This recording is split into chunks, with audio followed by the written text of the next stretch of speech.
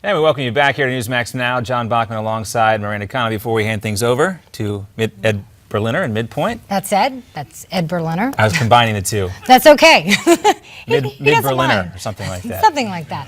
Before we go, though, we want to take a look at what some of our viewers had to say about a variety of topics that we've been discussing today. Yeah, on the topics of Christians uniting around the world by wearing the color orange in solidarity for the brothers and sisters murdered by ISIS, Badnark writes in, quote, they need to do more than wear orange and carry crosses.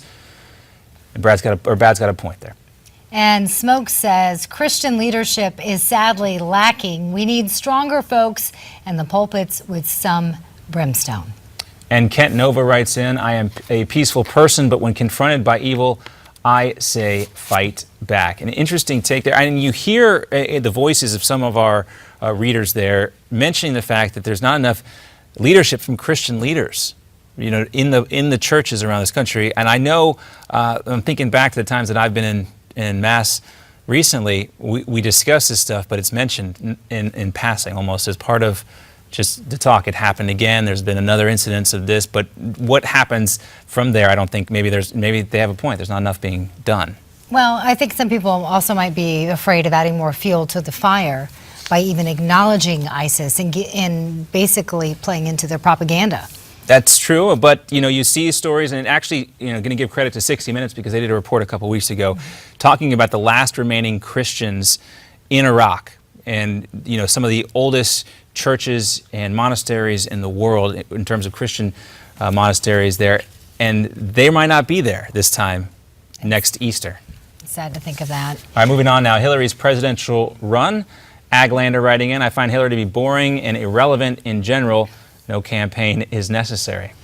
Joy R says, it says something when a candidate's best change to win requires her to keep her mouth shut about who she is. And Butch writes, Newsmax, your headline should read, Hillary's Burrito Campaign tramples all competitors underfoot as she makes a wide swath through Iowa and now on to New Hampshire. Burrito Campaign.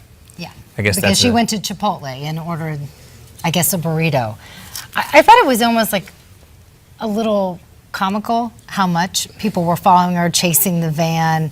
Here she is parking. Here she is doing this, almost like you were stalking some kind of celebrity. It just seems like getting a little out of hand, especially this early on in the race. And you're absolutely right, Miranda. There is a celebrity following paparazzi aspect to all of this when you see the reporters running after her. But what choice do they have when she does not make herself available other than these very tightly scripted, contrived moments?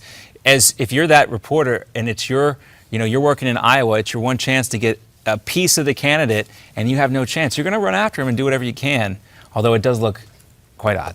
Yes. I think the parking was going a little overboard, kind of stalking her around with that. But you got to get what you got to get. I think it was also interesting this past weekend to see the Republican candidates in New Hampshire, which is where Hillary Clinton is today. She, of course, started in Iowa and then went to New Hampshire. But I'm always fascinated by our political landscape and how these two states and the issues that are important to those two states, we saw that in New Hampshire with national security, how they come to play such an important role in the campaign as a whole, because if you don't get started off very well, you don't have a good chance of winning.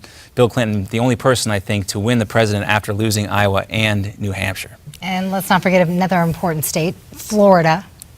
Jeb Bush. Will be interesting to see how he does, considering he's a former governor of Florida. And the question is Jeb Bush versus Rubio, but Chris Ruddy, our boss, wrote a good column about that might be a false dichotomy. And I know there are a lot of differences between the two candidates. But they're still being fairly friendly towards one another.